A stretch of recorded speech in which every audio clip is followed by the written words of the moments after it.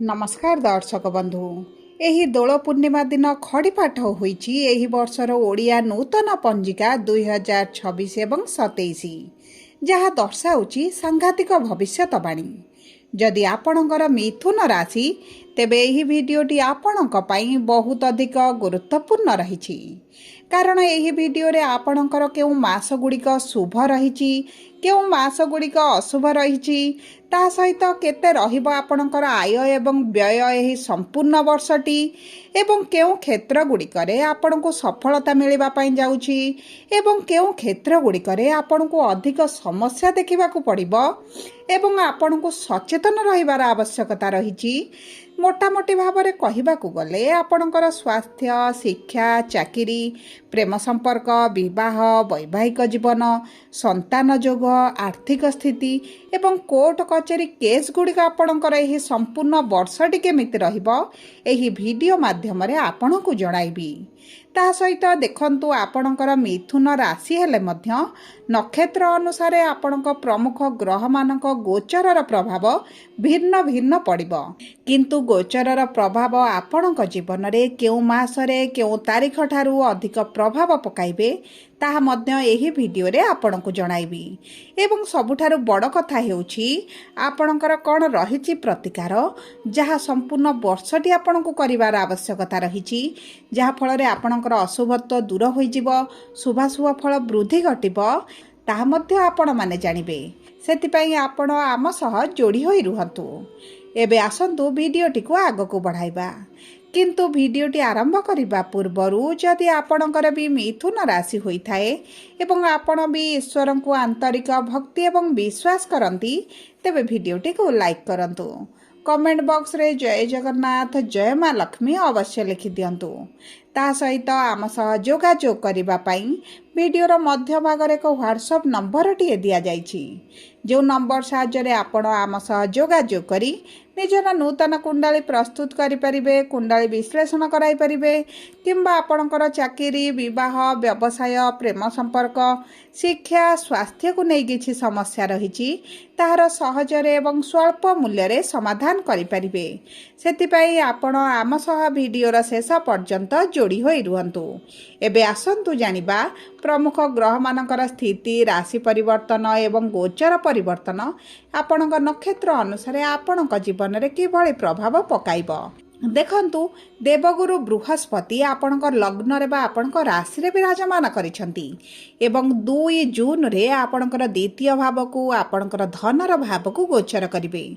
ता सहित 31 अक्टोबर रे आपणकर तृतीय भाव को गोचर करिवे एवं कर्म फलदाता न्यायर देवता शनिदेव आपणकर कर्मर भाव में विराजमान करिसेंती एवं संपूर्ण वर्षटी एही कर्मर भाव में विराजमान करिवे। जून मास 3 तारिख 2027 पर्यंत एही दशम भाव में रहिबे एवं ता सहित राहु केतु दुईटी छाया ग्रह जी आपणकर भाग्यर भाव एवं तृतीय भाव में अछंती एवं जीवन में किछिटा समस्या सृष्टि करुछंती। डिसेम्बर 5 तारिख दिन निजर राशि परिवर्तन करिवे एवं राहु आसिबे आपणकर अष्टम भाव को एवं केतु गोचर करिवे आपणकर धनर भाव को। तेणुकरी आपणक जीवन में उच्च नीच भली परिस्थिति मिश्रित भाव में आपणकर एही वर्षटी को प्रभावित करिबो। तेबे आसंतु जानिबा नक्षत्र अनुसार आपणकर केउ क्षेत्र रे की प्रकार प्रभाव पड़िबा पई जाउछि। देखंतु सर्वप्रथम हेउछि मृगशिरा मिथुन। आपणकर नक्षत्राधिपति हेउछंती मंगल एवं मंगल हेउछंती आपणकर एकादश भाव एवं षष्ठ भावर स्वामी। एकादश भाव में रही आपणकर किछि ना किछि अभिलाष मनस्कामना पूर्ण करिवे एवं विशेष भाव में आपणकर जो आर्थिक स्थिति खराब रही चिंताजनक रही जून मास 2 तारिख परठारू सही स्थिति रे आसीबो बड़ परिवर्तन। आपणकर अर्थर समस्या दूर होइजिबो, आपणकर अधिकांश ऋण करज सुझिबा पई आपण सक्षम होइजिबे। विशेष भाव में आपणकर अर्थ जदि केउंटी फसिकी रहिछि, केउ व्यक्तिଙ୍କ पाखरे रहिछि, जदि सरकारी स्तर रे रहिछि, ତେବେ ମଧ୍ୟ ଆପଣଙ୍କର ଅର୍ଥ ଆପଣଙ୍କୁ ପ୍ରାପ୍ୟ ହୋଇଯିବ। ଦେଖନ୍ତୁ ଗୁରୁ ହେଉଛନ୍ତି ଶୁଭ ଗ୍ରହ। ଆପଣଙ୍କର ଯଦି ସନ୍ତାନ ପାଇଁ ଚିନ୍ତିତ ଅଛନ୍ତି, ଆପଣଙ୍କର ସନ୍ତାନ ସୁଖରୁ ବଞ୍ଚିତ ରହିଛନ୍ତି, ଦୀର୍ଘ ଦିନ ହେଲା ଆପଣଙ୍କର ସନ୍ତାନ ପାଇଁ ଚେଷ୍ଟା କରି ମଧ୍ୟ ସନ୍ତାନ ପ୍ରାପ୍ତ ହେଉନଥିଲା, ତେବେ ଜୁନ୍ 2 ତାରିଖ ପରଠାରୁ ସନ୍ତାନ ପ୍ରାପ୍ତି ଅତି ଶୁଭ ଯୋଗ ଆପଣଙ୍କର ବନିବା ପାଇଁ ଯାଉଛି। ତା ସହିତ ଦେଖନ୍ତୁ, ଯଦି ଆପଣ ଅନଲାଇନ୍ ରିଲେଟେଡ୍ କିଛି କାର୍ଯ୍ୟ କରିବା ପାଇଁ ଚାହୁଁଛନ୍ତି କିମ୍ବା କାର୍ଯ୍ୟ କରୁଛନ୍ତି, IT ସେକ୍ଟରରେ ଅଛନ୍ତି, AI ସେକ୍ଟରରେ ଅଛନ୍ତି, ଟିଚର, କାଉନସିଲର, ହିଲର କିମ୍ବା ସୋସିଆଲ ମିଡ଼ିଆରେ ଅଛନ୍ତି, ଇନଫ୍ଲୁଏନ୍ସର ଅଛନ୍ତି, ତେବେ ଆପଣଙ୍କ ପାଇଁ ଅକ୍ଟୋବର 31 ତାରିଖ ପରଠାରୁ ବହୁତ ଭଲ ସମୟ ଆସିବ। ଆପଣଙ୍କର ଏହିସବୁ ଅନଲାଇନ୍ ଫିଲ୍ଡରେ ଆପଣଙ୍କୁ ଆକାଶ ଛୁଆଁ ସଫଳତା ପ୍ରାପ୍ତି ହେବ। ଦେଖନ୍ତୁ, ମଙ୍ଗଳ ଯେତେବେଳେ ଆପଣଙ୍କର 10ମ ଭାବକୁ ଗୋଚର କରିବେ, ଆପଣଙ୍କର ସରକାରୀ ଚାକିରିର ମଧ୍ୟ ଅତି ପ୍ରବଳ ଯୋଗ ବନୁଛି। ଯଦି ଆପଣଙ୍କର ସରକାରୀ ଚାକିରି ସମ୍ବନ୍ଧିତ କିଛି ଏକ୍ଜାମ୍ ଇଣ୍ଟରଭ୍ୟୁ ଦେଉଛନ୍ତି, ତେବେ ଆପଣଙ୍କୁ ନିଶ୍ଚିତ ଭାବରେ ଶୁଭ ଫଳ ପ୍ରାପ୍ତି ହେବ। ଉଚ୍ଚଶିକ୍ଷା କରିବା ପାଇଁ ମଧ୍ୟ ବହୁତ ଭଲ ସମୟ ରହିଛି। ଏବେ ଆସନ୍ତୁ ଜାଣିବା ଆଦ୍ରା ମିଥୁନ ରାଶିର ବ୍ୟକ୍ତିବିଶେଷଙ୍କର ଏହି ଓଡ଼ିଆ ନୂତନ ପାଞ୍ଜିକା 2026 ଏବଂ 27 ଅନୁସାରେ କିଭଳି ରହିବା ପାଇଁ ଯାଉଛି। ଦେଖନ୍ତୁ, ଆପଣଙ୍କର ନକ୍ଷତ୍ରାଧିପତି ହେଉଛନ୍ତି ରାହୁ ଏବଂ ରାହୁ ବିରାଜମାନ କରିଛନ୍ତି ଆପଣଙ୍କର 9ମ ଭାବରେ ଏବଂ ଡିସେମ୍ବର 5 ତାରିଖ ଦିନ 8ମ ଭାବକୁ ଗୋଚର କରିବେ। ଯେଉଁ କାରଣରୁ ଆପଣଙ୍କର ଭାଗ୍ୟ ଭରସାରେ ଯେଉଁ ସବୁ କାର୍ଯ୍ୟଗୁଡ଼ିକ ଅଟକି ରହିଛି, ତାହା ଆପଣଙ୍କର ହେବା ଆରମ୍ଭ ହୋଇଯିବ। ଆପଣଙ୍କୁ ଅଚାନକ ଧନ ପ୍ରାପ୍ତି ହେବ। ଯଦି ଆପଣଙ୍କର ପୈତୃକ ସମ୍ପତ୍ତିକୁ ନେଇ କିଛି ଡିସ୍ପ୍ୟୁଟ୍ ରହିଛି କିମ୍ବା ଆପଣଙ୍କର କୋର୍ଟ କଚେରୀ କେସ୍ ଚାଲିଛି, ତେବେ ମଧ୍ୟ ଆପଣ ସେଥିରୁ ବାହାରକୁ ଆସିବେ ଏବଂ ସବୁଠାରୁ ବଡ଼ କଥା ହେଉଛି ଆପଣଙ୍କର ପ୍ରାପ୍ୟ ଆପଣଙ୍କୁ ପ୍ରାପ୍ତ ହୋଇଯିବ। ଆପଣଙ୍କର ଆର୍ଥିକ ସ୍ତରରେ ହେଉ, ଆପଣଙ୍କ ଜମି, ଭୂମି, ଜାଗା, ଘର ଯେକୌଣସି ସ୍ତରରେ ଯଦି ଆପଣଙ୍କ ପ୍ରାପ୍ୟ ଆପଣଙ୍କୁ ମିଳିପାରୁନଥିଲା, ତେବେ ମଧ୍ୟ ଆପଣଙ୍କୁ ତାହା ମିଳିବା ଆରମ୍ଭ ହୋଇଯିବ। ଏବଂ ଦେଖନ୍ତୁ, ଯଦି ଆପଣ ଉଚ୍ଚଶିକ୍ଷା କରିବା ପାଇଁ ଚାହୁଁଥିଲେ ଏବଂ ଉଚ୍ଚଶିକ୍ଷା କରିବାରେ ବିଭିନ୍ନ ପ୍ରକାର ସମସ୍ୟା ଆସୁଥିଲା, ଆପଣ କରିପାରୁନଥିଲେ, ତେବେ ଚିନ୍ତାର କୌଣସି ବିଷୟ ନାହିଁ। ଆପଣଙ୍କ ଉଚ୍ଚଶିକ୍ଷା ପାଇଁ ଅତି ପ୍ରବଳ ଯୋଗ ବନୁଛି। ଆପଣ ଯଦି ଘରଠାରୁ ଦୂରରେ ରହି ବିଦେଶରେ ରହି କିଛି କାର୍ଯ୍ୟ କରିବା ପାଇଁ ଚାହୁଁଥିଲେ, ପାଠ ପଢ଼ିବା ପାଇଁ ଚାହୁଁଥିଲେ, ତେବେ ମଧ୍ୟ ଭାଗ୍ୟ ଆପଣଙ୍କର ସାଥ ଦେବ। ତା ସହିତ ଦେଖନ୍ତୁ ଦର୍ଶକ ବନ୍ଧୁ, ଶନି କର୍ମର କାରକ ଗ୍ରହ ହୋଇ ଯେତେବେଳେ କର୍ମର ଭାବରେ ବିରାଜମାନ କରନ୍ତି, ଆପଣଙ୍କ କର୍ମକ୍ଷେତ୍ରରେ ଆପଣଙ୍କୁ ଶୁଭ ଫଳ ପ୍ରାପ୍ତି ହୁଏ। ଯଦି ଆପଣ ନୂତନ ଚାକିରିର ସନ୍ଧାନରେ ଅଛନ୍ତି, ତେବେ ଆପଣଙ୍କୁ ଚାକିରି ପ୍ରାପ୍ତ ହୋଇଯିବ। ତା ସହିତ ଆପଣଙ୍କର ଯେହେତୁ ଶନିଙ୍କର କୌଣସି ଅଢ଼େଇ ନାହିଁ, 7.5 ନାହିଁ, ଶନିଙ୍କର ପ୍ରଭାବ ନାହିଁ, ତେଣୁକରି ଶନି ଆପଣଙ୍କୁ ଶୁଭ ଫଳ ପ୍ରଦାନ କରିବେ। ଆପଣଙ୍କ କର୍ମକ୍ଷେତ୍ରରେ ପରିଶ୍ରମ ବଢ଼ିବା ସହିତ ଆପଣଙ୍କୁ ନୂତନ ପଦବୀ ମିଳିପାରେ କିମ୍ବା ଆପଣଙ୍କର ଉଚ୍ଚ ଅଧିକାରୀଙ୍କ ସହିତ ସମ୍ପର୍କ ମଧୁର ହୋଇପାରେ, ପୋଷ୍ଟରେ ପରିବର୍ତ୍ତନ ହୋଇପାରେ, ପ୍ରମୋସନ ହୋଇପାରେ କିମ୍ବା ଆପଣ ଯଦି ଟ୍ରାନ୍ସଫର ପାଇଁ ଚେଷ୍ଟା କରୁଛନ୍ତି, ତାହା ମଧ୍ୟ ଆପଣଙ୍କ ଜୀବନରେ ହୋଇପାରେ। ଏବଂ ଯଦି ଆପଣ ବ୍ୟବସାୟ ଆରମ୍ଭ କରିବା ପାଇଁ ଚିନ୍ତା ପ୍ରକାଶ କରୁଛନ୍ତି, ତେବେ ଆପଣଙ୍କ ବ୍ୟବସାୟ ପାଇଁ ଆର୍ଥିକ ସ୍ଥିତି ମଧ୍ୟ ଆପଣଙ୍କର ମଜବୁତ ହେବା ପାଇଁ ଯାଉଛି। ଦେଖନ୍ତୁ, ଜୁନ୍ 2 ତାରିଖରେ ଗୁରୁ ଯେତେବେଳେ ଆପଣଙ୍କର ଦ୍ୱିତୀୟ ଭାବରେ ରହିବେ ଏବଂ ଆପଣଙ୍କର ଷଷ୍ଠ ଭାବକୁ ପଞ୍ଚମ ଦୃଷ୍ଟି ପ୍ରଦାନ କରିବେ, ଆପଣଙ୍କର ଶତ୍ରୁମାନେ ଆପଣଙ୍କ ଠାରୁ ଦୂରେଇ ଯିବେ। ତେଣୁକରି ଆପଣଙ୍କ ପାରିବାରିକ ଜୀବନରେ ସୁଖ ସମୃଦ୍ଧି ବୃଦ୍ଧି ପାଇବା ସହିତ ଆପଣଙ୍କ କର୍ମକ୍ଷେତ୍ରରେ ମଧ୍ୟ ଆପଣଙ୍କର ସମସ୍ୟା ଗୁଡ଼ିକ ଦୂର ହୋଇଯିବ।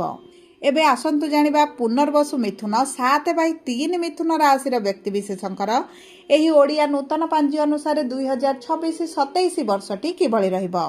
ଦେଖନ୍ତୁ, ଗୁରୁ ହେଉଛନ୍ତି ଆପଣଙ୍କର ନକ୍ଷତ୍ରାଧିପତି ଏବଂ ଗୁରୁ ଆପଣଙ୍କର ଜୁନ୍ ମାସ 2 ତାରିଖ ପର୍ଯ୍ୟନ୍ତ ଆପଣଙ୍କ ରାଶିରେ ରହିବେ, ଆପଣଙ୍କ ଲଗ୍ନରେ ରହିବେ। ତେଣୁକରି ଆପଣଙ୍କ ସ୍ୱାସ୍ଥ୍ୟରେ ଆସିବ ବଡ଼ ପରିବର୍ତ୍ତନ।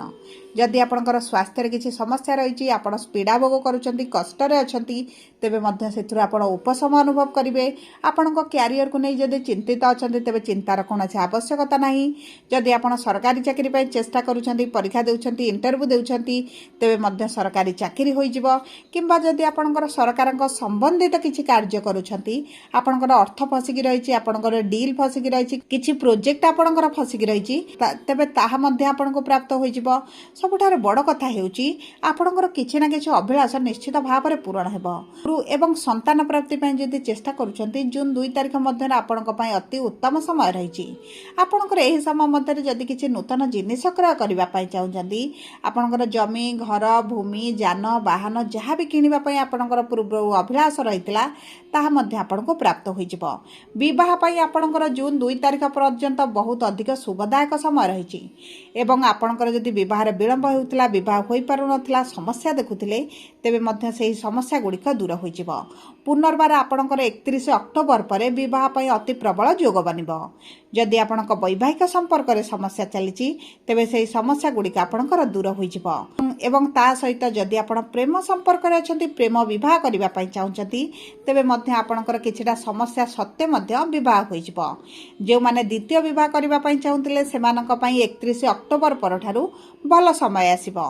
आपणकर द्वितीय बह माध्यम किछिटा अर्थ लाभ करेंगे, धन लाभ करेंगे, भाग्य परिवर्तन आसीबो। एवं जदि आमे देखिबा आपणक मिथुन राशि आय व्यय ही संपूर्ण वर्षटी किभଳି रहिबो तेबे देखंतु आपणकर आय 14 रहिले व्यय 4 रहिबो। एहार अर्थ हेउची आपणक आर्थिक स्थिति रे बड़ परिवर्तन आसीबो। आपण वर्तमान जो अर्थर समस्या देखुछथि ताहा आपणकर दूर होइजिबो एवं आपणकर अर्थ संचय करिवे, भल कार्य रे कोनोसी शुभ कार्य रे आपण इन्वेस्ट करिवे, ता सहित आपणक गृह रे शुभ कार्य बा मांगलिक कार्य अनुष्ठित हेबो।